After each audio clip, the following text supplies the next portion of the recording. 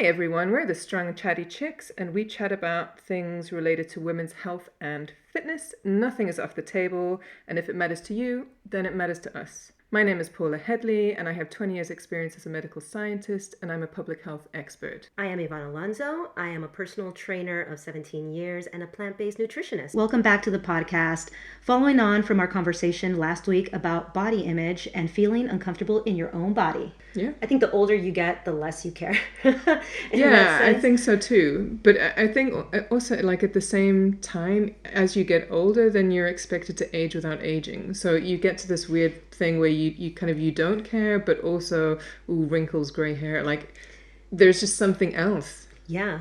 That's still maybe not attached to your weight, but then it's attached to your It's attached to your appearance and something that actually you have little to no control over. Yeah. You know, you don't choose to go gray, like that just happens. Like that's a normal part of aging. You don't choose to get wrinkles. That's just a normal part of aging. Yeah. You know, and you're in like then a position where you now need to pay to either dye your hair, like I don't mind dyeing my hair obviously, but to dye your hair, to dye the gray away so that you look like you don't have gray hair, or to pay for Botox or fillers or whatever so that your face doesn't look the age that you have earned. Yeah, it's a badge of honor. It is that you've gotten this far. You know, like a lot of people don't. So really, you know, so you're in this kind of position where maybe you're like, oh, I can't care anymore about my weight. But now there is this new thing that when I look at myself in the mirror, I'm like, oh, is that more gray hair? Is that more? Are those more lines? And you don't deserve that either. Like, even then, you're kind of looking at stuff that probably for a long time other people won't notice. You know, like those few little gray hairs that, like, nobody gives a shit. And even when you go, nobody gives a shit. Other people outside of you don't give a shit. I'm jealous of people that go all gray or all Me white. too. I would love to have that. I've paid good money to be platinum blonde and like almost white. Like, I think it's beautiful. Sure, aging with grace is really important because being one of the elderly is actually it's a position of high standing in our society. You know, you're wiser, you have a huge role in your family. And I don't really understand why that isn't the case in kind of Western cultures. I don't understand why women's bodies have become sort of objectified to a point where you're only really relevant if you're kind of sexy and attractive or pregnant. You know, and then, like, you're like, okay, you're a mom, we don't really give a shit, you should really look after yourself a whole lot better. Like, I'm fucking looking after a kid here, like, I'm kind of doing a lot already, but no, that's not good enough, you need to bounce back.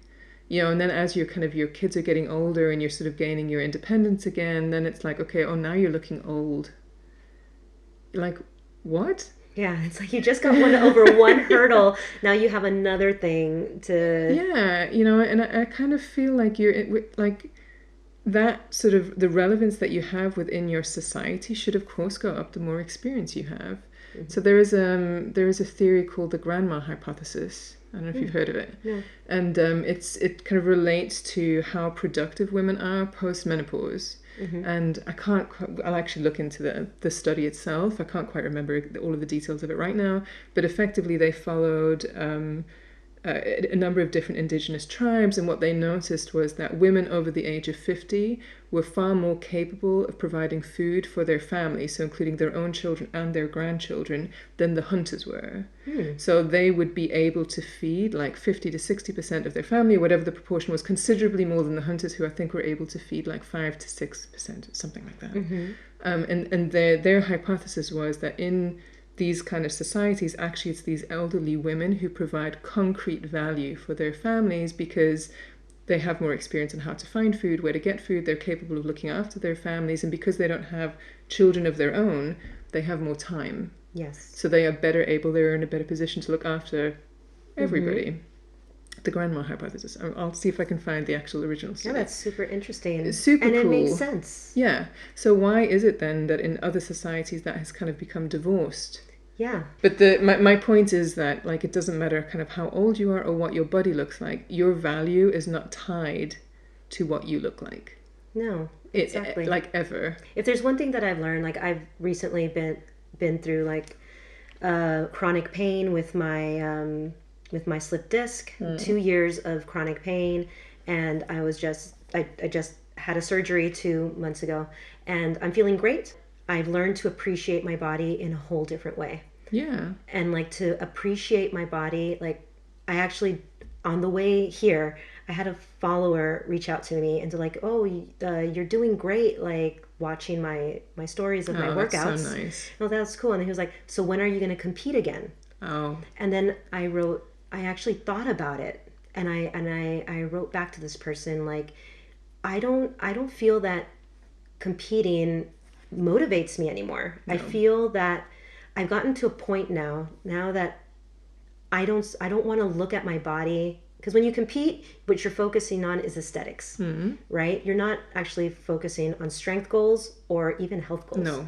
In fact, it's extremely unhealthy. Yes. So, and I mean, I think it's great. I mean, if you want to compete and that's your thing, that's fantastic. You know, I did enjoy it when I was in it. Yeah. But now where I am in my life, I want to be the strongest and the healthiest I can be, but without attaching those conditions for loving my body. Yeah. You know, I don't want to say to my body, like putting those demands. Yeah, like I will really like you and love you and enjoy you as long as you're a size this, right? Or you have a 6-pack. Yeah. Or instead I want to be like, well, I appreciate everything you do for me, and I feel strong now. And that's really become like kind of like a mission for me to get back to strength and health. Yeah, and I think that's kind of the key, is that kind of focus on your health long term rather than some kind of short term, not even short term, but actually some very unhealthy habit forming, right? Yeah. But like maybe you can also kind of talk about when, you know, sort of when you were at your lowest, like just before you were operated on and you'd lost so much weight, that people would kind of reach out to you then.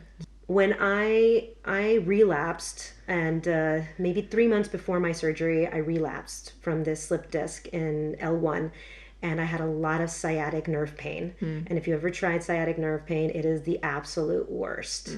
So for those 3 months, I barely ate, I barely slept. No, you just wasted away. I had no energy. The only energy I could muster up was literally to go to work, come home, and lie down on the floor. That's what I did. While I was trying to get the doctors to consider me for surgery. Yeah. And so I ended up losing 8-9 kilos super quick. Yeah.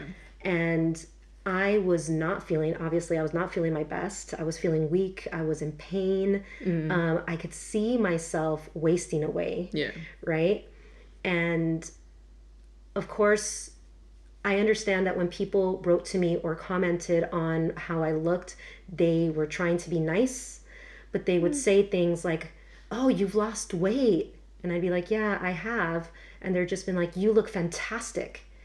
Or they would say things like, oh, you know what? Like, I know you won't agree with me, but you look so much better at this weight than when Which is rude. Yeah, than when you were bulkier, right? In their minds, me having muscles was bulky, right? Yeah.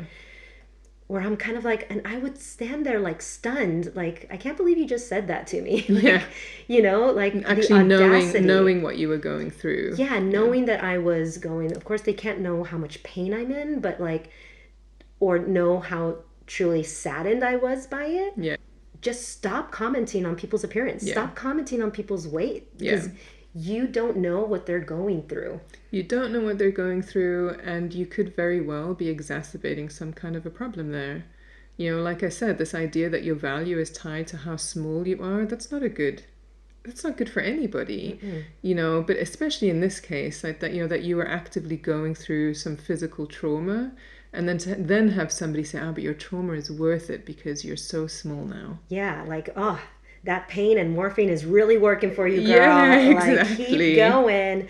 And I was just stunned by it, right? Because, and I remember just thinking, I would gladly gain that weight back plus some if it means being pain-free and being strong again. Yeah. Like, it was, for me, it was definitely not worth it. Like, and I am so much happier now. Of course, the surgery went great and I'm really grateful. And now I'm rebuilding my health, and I'm gaining the weight back. And I mean, I'm happy about it. You're stronger and you're happier. I'm stronger. happier. Every day I wake up much more energized. Yeah, and of course people can't necessarily see that. You know, you can't necessarily see that you're in pain or the other. Just don't comment on it. Yeah. Like, why? You know, in like if somebody were to comment now and they would say to you like, oh wow, like you look so much happier and everything is going really well, then yeah, okay, now you're commenting on looking happier and that things are going well. Yeah. But if they were like, oh well, you've put on a lot of weight. Yeah, exactly. You know, it's like, but I'm happier and I'm doing really well. Yeah, but fat. Yeah. You know, it's like, no, it's muscle, but okay, whatever. Yeah, it's like everything else is overridden because weight gain, right? Yeah, like that's the worst possible thing that could happen. You know, and I know that when we were first working out and I lost a lot of weight, obviously it was very effective. And we were talking about it before. And I remember getting to a point where it was like, I would get compliments all the time. I was like, oh, you look great, you look great, you look great, you look great. And then at some point, I'd lost too much weight. And I can't tell you when it is. I couldn't say what had changed. But at some point, people started to say, oh, I think you should eat some more. Yeah, you've lost too much now. Don't lose any more. Don't lose any more weight. Yeah. And like, okay, but like last week, it was fine. And this week, my habits are exactly the same, right? I would, at that stage, I think we were working out 3 times a week. And, you know, I was eating, you know, well. Yeah, you were eating very well. You were never in a super restrictive diet. You were just on a healthy meal plan. Yeah, exactly. And but somehow something that they could see in me changed enough that those compliments, my value had shifted, right? Like I was valuably small. Yeah. But you triggered something in them exactly that made them feel uncomfortable with how you were looking now. Yeah, and it didn't matter how I felt about myself. It didn't matter that I was feeling healthy. It didn't matter that I was feeling strong. What mattered to them was that I had hit some kind of threshold of being too small. Yeah, exactly. And that's why one of the main takeaways from this is it's not okay to comment on people's body or weight. No, not ever. Just don't. Like, there's so many other non-appearance based compliments you can give to people. Yeah. Tell them that they're glowing. Tell them that you love their confidence. Yeah. Or their consistency or whatever it is. But, you know, like literally this is the least valuable thing. And I think by putting so much focus on it, you create this kind of artificial value in the way a person looks, and that can be really detrimental for them. Yeah, I think especially for younger people, but actually, like at any age, just don't do it. Yeah, like I said, like I've been going through my own personal journey ever since my injury, and just waking up, and it sounds super corny, but to actually wake up and tell myself 3 to 5 things that I like about myself, and it's not necessarily based on my appearance, but just in general, so that I start changing that negative narrative. That's actually a really good idea to kind of start each morning with something that you're grateful for or something that you like about yourself. Yeah. So then instead you wake up and go like, oh, I look tired, or oh, I look fat, or whatever. Like wake up and say like, oh, I feel so much more energized this morning. Yeah, I have amazing hair. I have great hair, or I feel super bold and brave today. Yeah, or whatever it is. Whatever it is, and it sounds so corny and dumb, but I tell you, it works. Yeah, I mean, yeah, of course it does. Like, of course it does. To start your day off with something positive, then yeah, like over time, you will naturally just kind of wake up and immediately think something good about yourself. I think that's a really great plan. And everybody has 5 minutes in the morning. I think that's really cool. Do you know Elise Myers on? Yeah. So she's super cool. But one of the things that I saw her do was she said she's had her own issues with kind of her body image. And she decided that she would never delete a photo because she didn't like the way she looked in it. And she would instead look at every photo and decide something that she liked about it. And even if it was just that she liked the color of the shirt she was wearing that day, whatever it was, she would be like, oh, I really like the color of my shirt, and put that photo away. She has a small child. I think she has a son. And she didn't want to model this kind of behavior. So she wanted instead to model, yeah, this is something positive. I really like my hair. I really like my shirt. This is a really nice photo. Look at us all together. And I really like that. I really appreciate it. I think that's such a cool habit to get into. Yeah. Instead of looking at yourself and going, oh. Immediately being your own worst critic. Immediately looking for the things that you don't like. Like you already know that you don't like your double chin. Why are you looking at it? Yeah. Like, why not instead being like, oh, my hair is looking pretty good today. Yeah. Yeah, I like my shoulder in that angle, or whatever it is. Like, instead of kind of automatically going, ooh, I don't like that. Because your brain is immediately going to look for the things that you're mostly focused on, right? Like, and it typically is flaws. Yeah, so instead refocus, reformulate. So each time you see a picture or a video or whatever it is, each time you see yourself in some kind of context, get into the habit of looking for the thing that you like. Like, my makeup looks flawless today. Yeah. My eyelashes look amazing. Exactly. I really like this little flick that's happening in my hair. Or whatever it is. Like, it can be a small thing, but each time specifically look for it until your brain gets into the habit of being like, huh, looking hot. Yes. Because I bet you dollars to donuts that the other people that are looking at you are thinking those positive things about you. Yeah, or even if it doesn't matter. But like, because usually you're always thinking like, oh, people are going to think that I look like this. Yeah. And I think we have this idea that we look whatever image we have in our head.